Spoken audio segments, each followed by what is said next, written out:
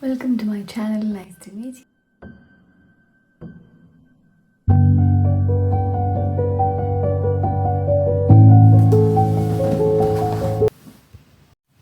Welcome to my channel. For the past couple of months, or maybe you could even say years, I've been a reader in a rut. I've not been reading books. Reading has become this mighty sword that I cannot wield. So I turned to essays instead last year, partly to avoid the disappointment of not being a reader. I did not have any resolutions last year to read more books or to get into reading, but somehow essays quietly planted themselves in my life, and I'm so grateful for it. Before we get into the first essay, I want to say that most of us struggle to reach a potential because it can feel embarrassing, oftentimes shameful to be that person, to become that person, to pursue a skill or a hobby or whatever it is, to be fluent in a language. And our society often does not know how to hold people who are still trying, who are still stuck in the submerged swamps of this becoming. And one of the essays I read last year directly addresses to this problem. It reframes aspiration as a word for this muddy, submerged swamps we find ourselves in, this uncomfortable mess before we become something, before we are truly good at something. And it's the essay How to Change Your Life, part two. It's the second part of the two-part series written by Shalin. It was published in, I don't know. Sorry, I forgot. I will link to the all the essays I'm gonna talk about today in the description box. In this essay, Celine Nguyen draws from the philosopher Agnes Callard and her book Aspiration, The Agency of Belonging.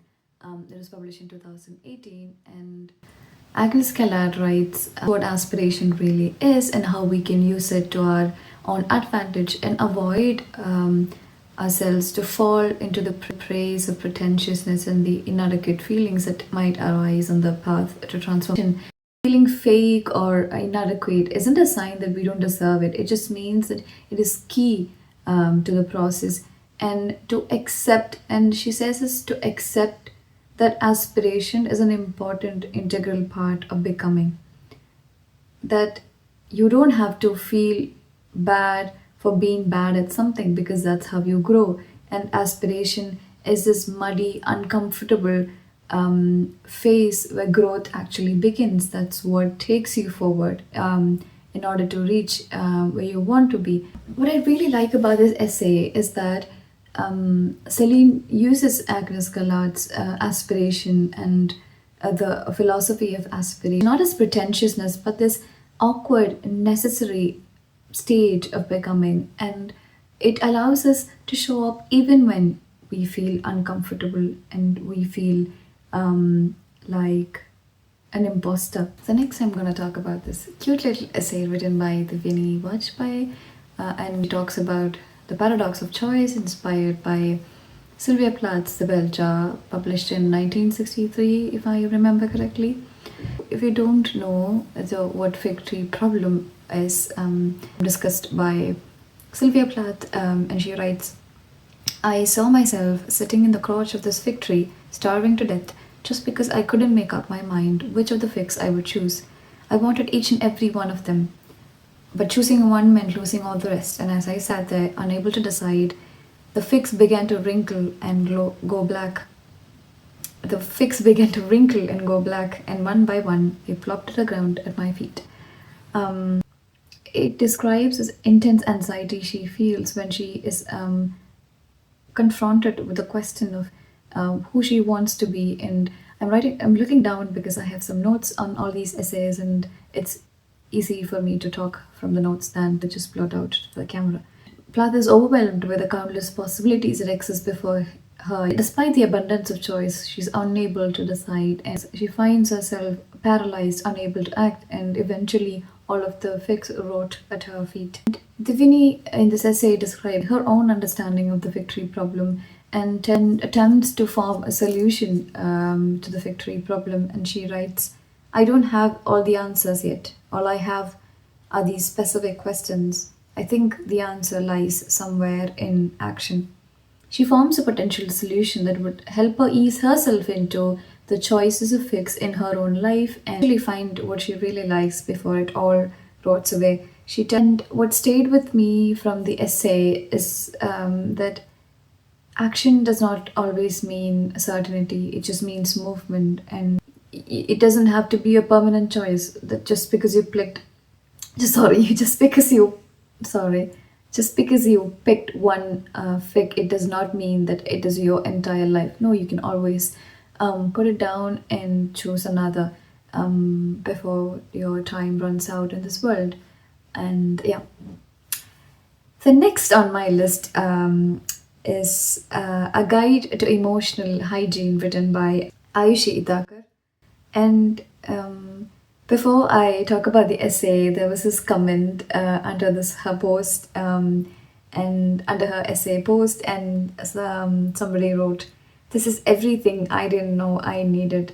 And honestly, I feel the same. I did not even know that the term emotional hygiene existed before I read this essay. So, in this essay, she talks about what emotional hygiene essentially is, and she calls it a gentle adult work. It's a tool and a process that you can use to tone down the effects of overthinking that is in our hearts, that gives a lot of stress. It also captures how everything can feel very overwhelming and heavier than it really is because of overthinking. And this is such a good essay that you can read if you want some kind of comfort in overthinking, some kind of relatability that you feel to the writer, and also a way that you can circumnavigate this issue. It tells you to wrap yourself around gently to protect yourself from the heavy frost that overthinking leaves behind. And when I read it, I realized how much overthinking can hold us back. And so she writes, overthinkers don't need less thought. We need better systems for handling what we feel. We need routines that don't just regulate us in crisis, but keep us clear enough to avoid a crisis in the first place. We need rituals that return us to ourselves, not because we're broken, but because our brains are busy places and our hearts are sensitive. And she also says us to not take emotional hygiene as this perfect routine that you should master.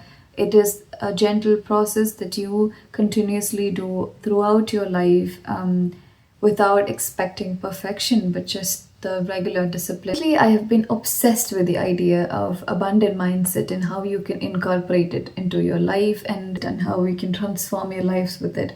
And the benefits of abundant growth mindset. It's all great and all flashy, but for me personally, it's a bit stressful and difficult to get into the mindset.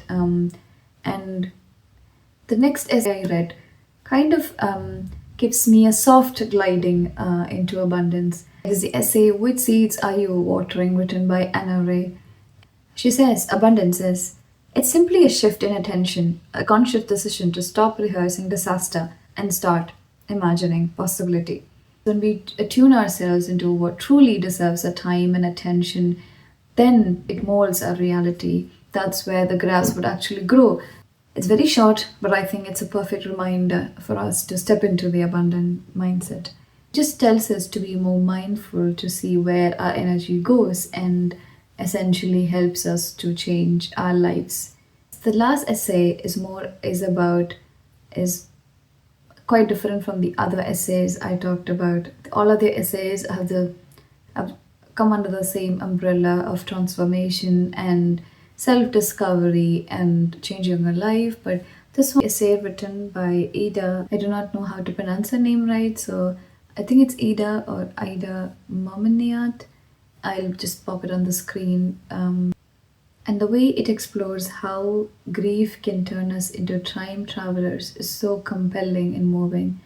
I urge you to read it if you're somebody who is experiencing grief or wants to feel relatable from wants to feel comforted in this vulnerable, difficult phase of your life.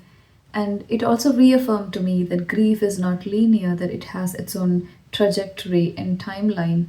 Um, and she says, I found my mind jumping between past memories and future possibilities. So the essay basically revolves around the author, who's a neuroscientist, essentially studying brains and brain scans for living.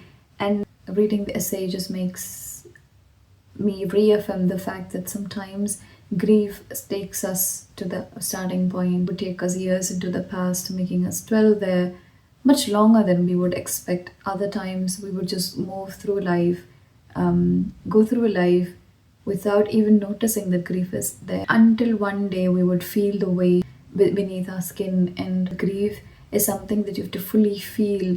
It's not something that you can quickly let go of. And sometimes it would change you, sometimes it would break you, but eventually it would become a part of you. It would give you the wisdom that you would need to move forward in life, and eventually it would be a part of you. But you shouldn't lose yourself, instead to hold it with so much of compassion and tenderness. It is something honestly so quite moving, and I really liked this essay for the fact that she shared her that she was able to bring so much of emotions and vulnerability through this essay, and how so many readers could relate to it.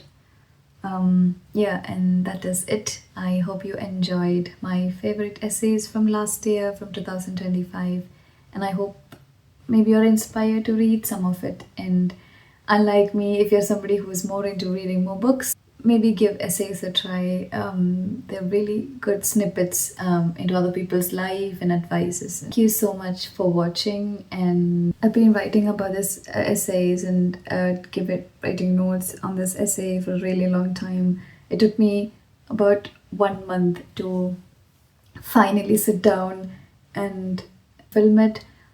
It's not perfect, and I'm gonna put this out there, and I'm gonna work on the next video or a vlog or whatever. And thank you so much for watching. Until the next video.